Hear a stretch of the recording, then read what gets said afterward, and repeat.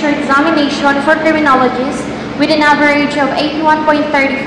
I am a holder of the NAPOLCOM PNP entrance exam and a PD 907 honor graduate.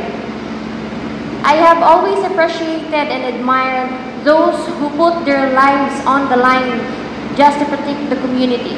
Back when I was in grade 3, during election, police visibility in our barangay is being feared.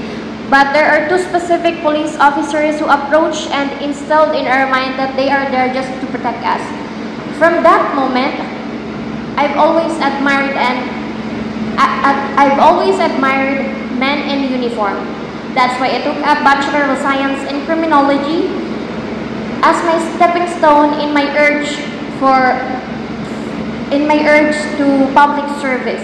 Back when I was in college, I am an active leader and a student that developed my competence and skills in various works. My commitment to the Philippine National Police is I will uphold the police officer's pledge that says, I will live a decent and virtuous life with the PNP core values, makadiyos, makabayan, makatawat, makakalikasan, to serve as an example to others. Once again, good afternoon.